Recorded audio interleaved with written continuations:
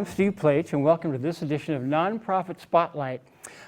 This is a production of our volunteer staff here and basically our volunteer advisory committee.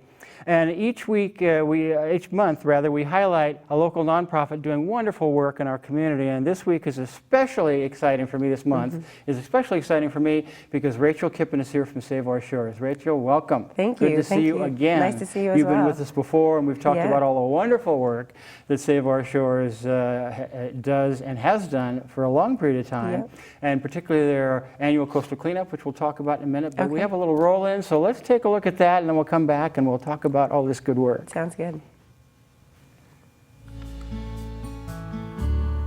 Hey, look at that. I'm Melanie Franklin, and I'm a longtime sanctuary steward with Save Our Shores. I've been a part of Save Our Shores since about 2012. I was walking beaches a lot and spending a lot of time at the beach, and started realizing as I looked around, wow, look, here's some trash, and I'd pick it up. Then I'd see more and pick it up, and before I knew it, I was just picking up bags of trash and realized maybe there's a way I can band together with other people. So I went online and I started doing some research, and I found the website for Save Our Shores. And their big emphasis that really drew me in is how to be a part of the solution. Instead of seeing the problem, how are you part of that? And so I came, and they had sanctuary steward classes. There's a nice crash course now that happens with Save Our Shores, and they educated me. And I think more than anything, that's what drew me to Save Our Shores, was they didn't just say, let's sign you up, let's get you out, let's get you picking up trash. What they said is, let's teach you a little bit about that. So let's learn about what's happening in the marine environment to the animals. Let's learn about what's happening with plastic.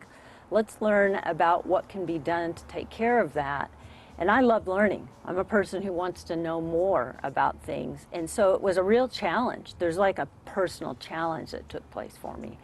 And I started to really realize the amount of plastics was overwhelming. My name is Ryan Calabas, and I'm the communications specialist at Save Our Shores. And what I do is I promote all of our programs and messages and advocacy work that we do along the Central Coast for keeping our marine life and our marine environment clean, healthy, and productive. I enjoy this work because I know that I'm making an impact, and it's something I can see every day. When I see sanctuary stewards and volunteers coming back with bags of trash that they've picked up over a couple hours at an event, it's good to see where our resources are going and our efforts are going into actually making a difference. We're not just about picking up trash. Sometimes it's easy to think of that because a lot of what we talk about as far as community involvement are trash pickups, and they're very rewarding.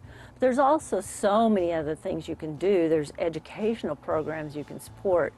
There's events, things like Earth Day, you can go and you can be a big part of. It's not just Save Our Shores, it's really more of a, it's a mindset, it's a lifestyle, it's a way of viewing the world and a way of living in the world, really.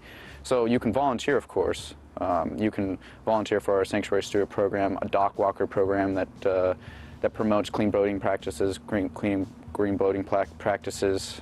You can also donate, obviously, but you can change the way you purchase, really.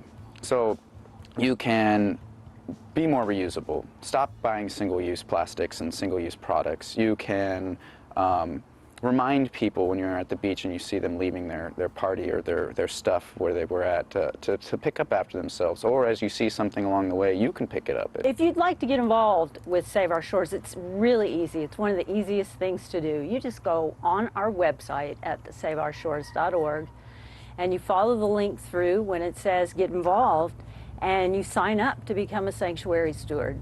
Save Our Shores and doing the work that I do really has changed my life for the better, and really in a positive way, because there's nothing more exciting and rewarding than getting involved with people who are like-minded and are making a change in the world. And I love it because some of my family said to me the other day, thank you so much for making a difference in the world. And when you leave it, we know that you've contributed in a way that will last for our children.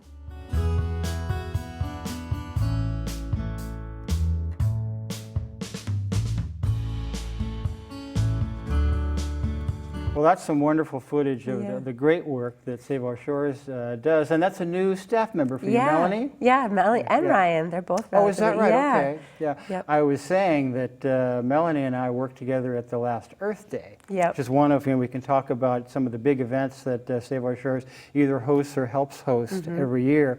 But tell us a little bit about the history of Save Our Shores, because they've been around for quite a while now, protecting the Monterey Bay Marine Sanctuary, and then kind of your engagement with them. Absolutely. So Save Our Shores was started in 1978 by a group of, a nice long history, a group of concerned citizens got together in Santa Cruz and formed a coalition. So we weren't originally a nonprofit, and this coalition was to work to ban offshore oil drilling in the Monterey Bay, and that was in response to the Santa Barbara oil spill. So. Oh, okay. Well, that's an interesting perspective, historical perspective. Absolutely, and Santa Cruzans, so these people getting charged together, very successful. The organization then turned into a 501c3. We're able to ban offshore oil drilling and then also help establish the Monterey Bay National Marine Sanctuary. Wonderful, yeah. Absolutely wonderful. So forever, now through this federal protection, we won't be seeing oil drilling platforms in our bay. And you, of course, have been with Save Our Shores for a while now. Yeah. That's kind of, where we met, and you've been here with us on a different show on community television. But you're kind of one of the old hands over there. Yeah, it's funny to think that too. It's gone by very quickly. Yeah. So I joined Save Our Shores in 2012. Wow. I moved here from San Francisco. Yeah. I primarily had done marine science education and was working at an institution up in Golden Gate Park called the California Academy of Sciences. And I felt like I got to speak a lot about things that were important in terms of conservation and making sure to protect our natural resources, but didn't get to do as much. Right. And so I'd be telling people, we need to get involved, we need to get charged up and make a difference, and then wouldn't have any follow through with that. Right. And Save Our Shores is kind of the opposite. It's kind of like, hey, come on out and join us at this beach cleanup, and you're going to pick up all this trash, and you're going to figure out that you really want to do something about this and not pick up trash anymore, but stop it from getting here. So I'm excited still to be here. And I am proud to say, not immodestly, that I've been a sanctuary steward since 2009 and have participated in a lot of beach and river cleanups. How many beach and river cleanups does Save Our Shores host every year? Good question. So last year was a banner year. We did 362 cleanups in 2014. So I would say we'll average out at least over 300 cleanups every year. A lot of cleanups. 50,000 pounds of trash we removed in 2014. One of the things that I was most impressed with when I became a sanctuary steward and then got to know the people over there, of course, the former executive director, Laura Casa, our good friend, was all the work they did for the plastic bag bans. Yes. The plastic pollution is a horrific problem. Not even to start to talk about the North Pacific Gyre and things like that, but just the amount of plastic pollution that washes from onshore to offshore. Absolutely. And so they did a lot of advocacy in all the city council around town and all of the board of supervisors and the like. Tell us something about that. Yeah, pretty incredible. So when we do our cleanups, at every single cleanup, as you know, we collect data. We've been doing that since 2007. So every single item that's picked up is marked on a tally card, and that database then helps us identify the most persistent types of trash that we're seeing on our shores. And so with that, we're able to go to city councils, we're able to go to businesses, we're able to say, hey, we're finding this kind of garbage, or we're finding the garbage that you made. Can we find some solutions to that? And we're very successful in banning plastic bags in the city, multiple jurisdictions within the city, and then the county of Santa Cruz as well. Now we're working on the statewide plastic bag ban. There you go. Yeah. And I know there's been varying degrees of kind of a high level of effort, but varying degrees of success as it kind of moves through that kind of legislative body. But people really should understand when they go into their local supermarkets now and they get a paper bag and the plastic bags are not even offered to them, that's really primarily the work of Save Our Shores and others. Absolutely. But Save Our Shores really was the leader in that, to get that going. And just tremendous work on that. I know that in my experience over the years, Save Our Shores has done a lot of outreach to the harbor and the harbors here in what they call their dock walker programs. Yes, and that's still happening. We actually have, I feel like, a new excitement around our dock walker program. We've gotten more creative with our projects. So dock walker primarily You volunteer, you show up at the docks, you meet a Save Our Shores staff or steward, and you go and you walk the docks and talk to boaters who are either getting ready to, sorry, I'm getting over a cold. Coastal Cleanup Weekend was a big weekend for me. Here you go. Who are either getting ready to go out on their boat for the day or who are coming back from going fishing.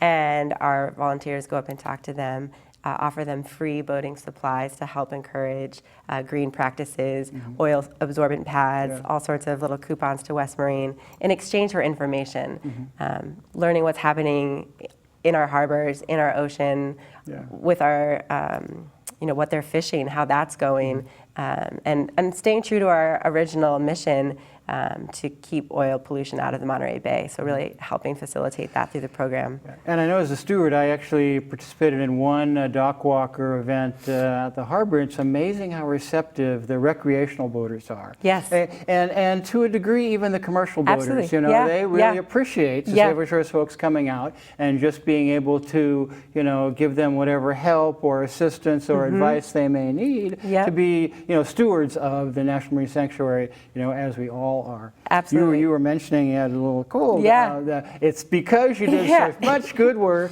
with this is an evergreen program, so we videotape it so we can show it several different times, so we don't have specifically dated programs.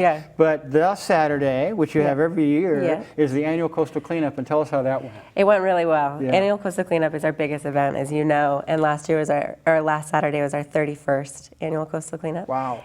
A lot of cleanups. And so we picked up over 16,000 pounds of trash at 85 different sites, as far north as Waddell Creek, north of Davenport, and as far south as Big Sur. And then pretty much everywhere in between, so every beach, every river, lake, neighborhood cleanups, schoolyard cleanups. And so it was a lot of work, and at the end of it, we're able to submit that data into a both national and international effort on that same day.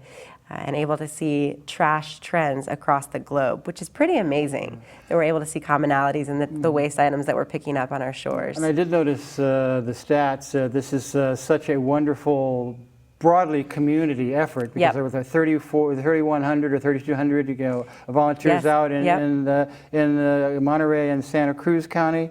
And that's just fantastic. People get out and do that. Again, I was proud to say you were part of that I was one of them, but people should know that the most numerous piece of plastic pollution that you police up is... cigarette butts. Yeah, it's ridiculous. Hundreds of thousands of cigarette butts that we're removing on our shorelines here every year. And it is the most littered item also in the entire world. So speaking in terms of that international effort for Coastal Cleanup Day, that's what we're seeing every single year, topping the charts. Full of toxins as well, right? So not just the waste that's this not biodegradable filter, but also the toxins that could have been in the smoker's body are then in that filter, and just this little bite-sized pellet that animals are affected by. And no beachgoer wants to see that either, right? You don't want to be lying in the sand and then feel like you're lying in an ashtray. But before we get too far along, we want people to be able to look at the screen and be able to get some contact information in case they're interested in beach or river cleanup, which you have like all the time. So make sure you give them that information. Okay. So to get involved, you can join Save Our Shores by going onto our website, www.saveourshores.org. You could also email info@saveourshores.org or cleanup@saveourshores.org. And all of those lead to a staff member that can help facilitate. And great people. And I would hasten to add that people who want to do some volunteering, these cleanups usually go out for a couple, 3 hours. So it's not like you're committing to do a whole day. You spend a day at the beach if you like. But you can spend a little portion of it, actually helping to protect our marine environment. Absolutely. One of the things that I was really pleased to see with Save Our Shores over, and this is a relatively recent development, and you had much of the lead in this, is your extreme cleans. And tell us about that. So with this data that we've been collecting since 2007, we're able to identify the areas that are in the most need of extra attention. And particularly those areas are hidden places where people can illegally dump items, or places where people can go down a cliff and not be worried that they're going to be seen by law enforcement and they can have big parties. So our extreme cleanup program targeted these hotspot sites where we find a ton of waste, and it's a little bit challenging to get to it. So for example, our North County beaches, Panther Beach, Davenport Beach, cliffy beaches, going down, hiking down these steep cliffs and hauling up that trash, hundreds of pounds of trash, at least every cleanup. And some other experiences as well. I mean, we did an extreme kayak and SUP cleanup on the Pajaro River. Yep, just last week. And we used the SUPs and the kayaks to get on the riverbank under places where people had illegally dumped their waste and pull that stuff out and throw it essentially into a big trash barge canoe and haul that out. And I know that I actually took the extreme clean training, although I've never, sad to say, been on one. Yeah. But you have people, wearing like full suits and actually cave diving into these really inaccessible places. Absolutely, yeah.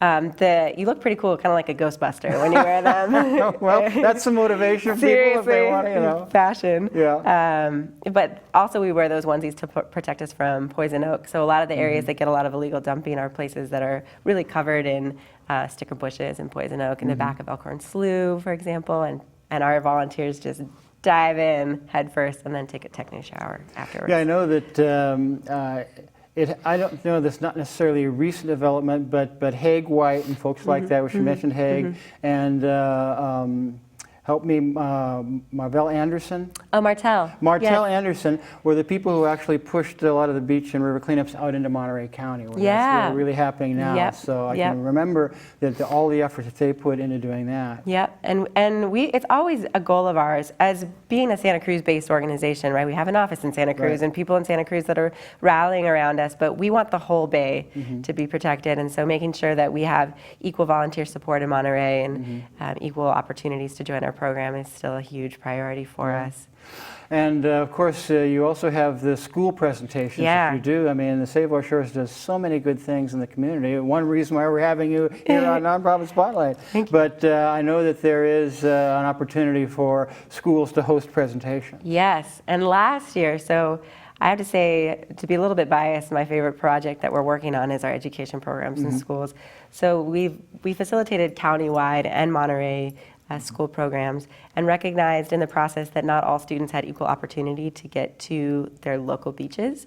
And so last year we launched a program where we paid for bus transportation for traditionally low-income schools to bring them from their school to their local beach. So we did 8 large field trips with Pajaro Valley Unified School District, and it's just so fun. It's just so fun to have 250 students show up at Palm Beach and run over a dune screaming and just go totally crazy. And it's really a wonderful thing to get the younger generation involved.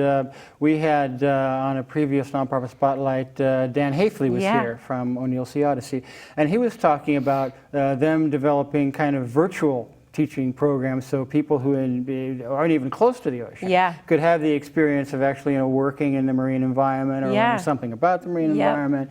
And I can recall that some of my most enjoyable beach and river cleanups were working with school-age children, having them come out and do that. So contagious energy. So getting back to the plastic bag ban, what is the Save Our Shores doing to kind of try to push that through our state legislature? We're really trying to educate people. So especially, as you know, here in Santa Cruz, almost every single place has a plastic bag ban, except for Scotts Valley. Unfortunately, haven't gotten that yet. So folks don't necessarily know that it's still an issue for the entire state, because last year Governor Brown signed it into law. Fortunately, the referendum from the plastic industry put it back on to the November 2016 ballot. So you have to vote yes to save the bag ban for the state, if that is how you choose to vote, of course. Of course, Interesting. And we were hoping that they'll actually get some traction on that. I know that we have, Mark Stone, who is our assembly member. Mark, in my recollection, is a very strong supporter of Save Our Shores. As a board member. Board member. I was not going to say that until I had you say it. I wasn't really sure. But Mark has been tremendously supportive of that, and of course, Sam Farr stands shoulder to shoulder with everybody who wants to preserve and defend kind of the marine sanctuary. Is Save Our Shores doing anything to kind of address the larger issues like the North Pacific Gyre and things like that? Yeah, I would say what we're really encouraging folks to do, as you also heard on that video, is beyond, the individual waste item, right, the plastic bag or the cigarette butt, but to have each person focus on what their individual impact looks like. Because the kind of stuff that we're finding out in the gyre, my family is from Hawaii, and my dad just came to visit me, and he brought me a bunch of waste that he'd found on the shoreline there. The kind of stuff that we're finding is our own single-use waste. It's toothbrushes, it's shampoo bottle caps.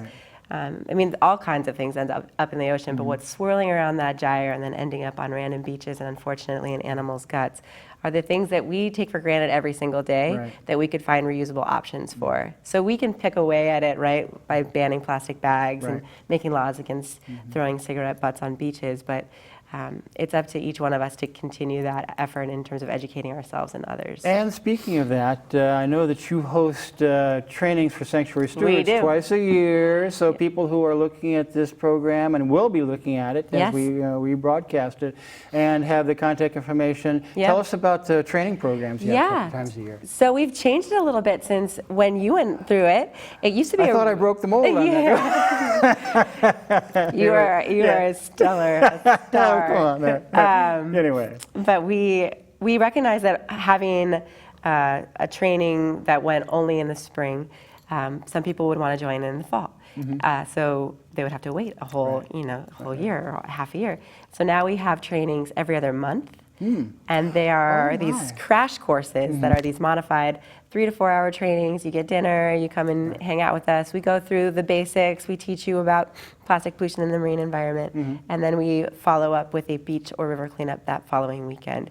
And then you immediately jump into the program and shadow other stewards. And then through the process, after doing 50 hours of service with us, you're a sanctuary steward. I think that's a terrific way to do it. I can recall my training, it's been a while now, but it was over a period of weeks, and it was like a mini marine biology workshop, kind of like a class. We had some wonderful people in there, and some world-renowned marine biologists and whatnot. But I think that's probably a better approach because you get people like hands-on. One of the things that we did in the classes that I took was we learned a great deal about the marine sanctuary and how you can protect it and why it's important to do so. But in terms of kind of going out and starting to be part of a beach or river cleanup or leading a beach or river cleanup, that was kind of an on-the-job training kind of thing. But I think that's a wonderful way really to do that, and a little different. And speaking of that, world-renowned scientists and people that we were able to bring to the classes. So what we also decided to do as part of changing that model is make those public. So now we'll have big public lectures to try to recruit new sanctuary stewards and then have our previous sanctuary stewards come and join and learn more. So it's kind of this everyone's included, not just the people that are part of that class, and then everyone who wants to get involved further can join those crash courses. And I think that maybe people who are reluctant to commit themselves to kind of long training periods, who are not necessarily short-term goal-oriented because everybody's committed to really, being a steward, for the marine sanctuary, but the training process to kind of get you there is a really good way to kind of reduce the time it takes between, learning something and preparing and actually getting out and doing it. I think that's a really terrific way to do it. A couple of other of the big events that Save Our Shores has every year, of course, is Earth Day, and then the annual Toast to the Coast fundraising dinner, which is your major fundraiser. Earth Day, we changed a little bit as well. And I feel like you probably know this already because you came out to that last Earth Day. But we decided that, Earth Day, it's a great time to celebrate the Earth, but it's, in our minds, even more important to do something for it. So many people are coming out that day and wanting to get engaged and wanting to volunteer. So we would spend a lot of time tabling and doing outreach projects. And they were like, why won't we just get these people to come on in and join our cleanups? So we've switched to having a really big cleanup effort on Earth Day at some of our hotspot locations, those sites that have a lot of illegal dumping and illegal partying. And so we're able to pull up, I believe last year we pulled up over 1,000 pounds of waste that Earth Day just by going to a couple of It's really remarkable the amount of waste and pollution that the folks get when they go up to Davenport or Panther or places like that. And then last year at Earth Day, Melanie, our friend who we saw in the clip, and I were doing the beach, the cleanup there at San Lorenzo River. And I was wondering to myself, well, Save Our Shores, they used to have this big table and tent and stuff like that. Well, I'm glad you explained that. And it does make sense to really, let's activate, rather advocate is a good thing, Yep. but activating people, I think, particularly when the effort to preserve and defend the sanctuary is so important and takes so much effort. The Yep. Save Our Shores does a tremendous amount of things to make that happen. But they also have the support of the community, broad support in the community. People come out and assist in that. Yep. So, and I think that's a testament to the staff and the people who are there. But as long as that work continues, I think Save Our Shores will be a really signature and essential part of the community. And hopefully you'll stay there forever because you stay there. Thank you. But and so the annual Toast to the Coast, is that in August every year? It's usually August or September. Okay. Yep. And this year we're doing an exciting announcement of our next leader, our next executive director. So it'll be kind of a different version this year, and then we'll look forward to another big party, probably a Christmas party, probably. Yeah, it's a wonderful event. You still having it at Long Marine Lab? It's been out there? We had it out there. We've moved around a bit. Last year we were in Asilomar, again trying to get the Monterey folks to know that we appreciate them. Yeah. Well, one more time, the contact information for Save Our Shores. It's www.saveourshores.org. Yeah. Yep. Well, it's always terrific seeing you. This is just Thank fun you. for me to Super be fun here for me. and touch base with you again. And thanks really for all of your great work You at as well. Save Our Shores and all the things really you do as a community member as well. Because I know that you and I know that you've done other things that, in the community that have been just as valuable. But Save Our Shores is an absolute gem. And thank you for all that work. And I look forward to kind of being a part of it myself as we move into the future. So thank you, dear, for being here. Steve. It's always a pleasure. And thanks for watching this segment of Nonprofit Spotlight. Tune in again next month when we highlight another community organization, nonprofit, that's doing so much wonderful work and making this really a better community for all of us. So I've been Steve Plate, and thanks. We'll see you next time.